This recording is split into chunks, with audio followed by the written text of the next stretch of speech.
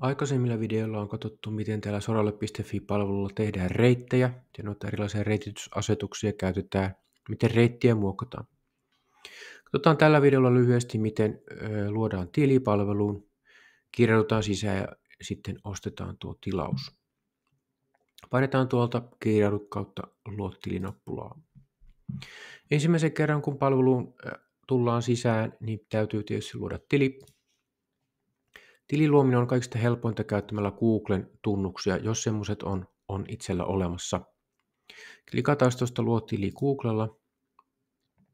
Jos on selaimessa jo valmiiksi kirjautunut sisään jollain Googlen tunnuksillaan, niin niitä tarjotaan tässä käytettäväksi ja sitten voi semmoisen valita ja millä haluaa jatkossa sitten kirjautua tähän soralle.fiihin sisään. Tai tässä voi kirjautua niin Googlen tilille sisään.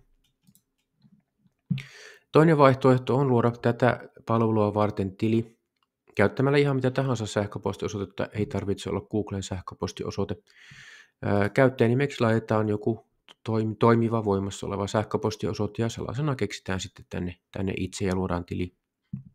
Sen jälkeen sähköpostiin tulee semmoinen koodi, joka tällä pitää syöttää vielä, jotta se tili aktivoituu. Siihen on ohjeistus sitten siinä sähköpostissa, mikä tulee.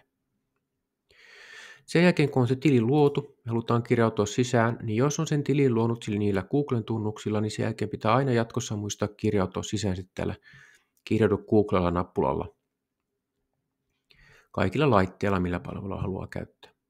Jos taas on luonut sen paikallisen tilin, niin sitten tähän normityyliin kirjoitetaan käyttäjätunnus ja salasana. Ja käyttäjätunnus oli se sähköpostiosoite. Ja täältä löytyy myös unohditko salasanasi nappula, jota voi käyttää silloin, jos unohtaa sen tätä palvelua varten keksimän salasanan. Nyt kun on onnellisesti luotu tili, kirjoitettu sisään, mutta ei ole vielä ostettu tilausta, niin täällä näkyy tämä nappula, josta pääsee tekemään sen tilaukseen omat tiedot sivuilta. Mulla on tässä sellainen käyttäjätunnus käytössä, jolla on jo aikaisemmin ollut tilaus, mutta joka on nyt päättynyt. Esimerkiksi jos haluaa käyttää palvelua vain muutaman kuukauden kesäaikaa, niin silloin voi tehdä kuukausitilauksen ja päättää sen sitten syksyllä ja ostaa uuden tilauksen sitten taas ensi vuonna, jolloin täällä se aikaisempi tilaus näkyy päättyneenä. Maksupalvelun sivulta löytää kuitenkin aina tilaushistorian ja kuitit niistä ostoista, mitä on tehty. Nyt sitten kun tilaus on päättynyt tai jos tilausta ei ole koskaan ollut, niin täällä näkyy tämä uuden tilauksen tekeminen. Vaihtoehtoja on 2, joko vuositilaus 40 vuosi tai kuukausitilaus 10 kuussa.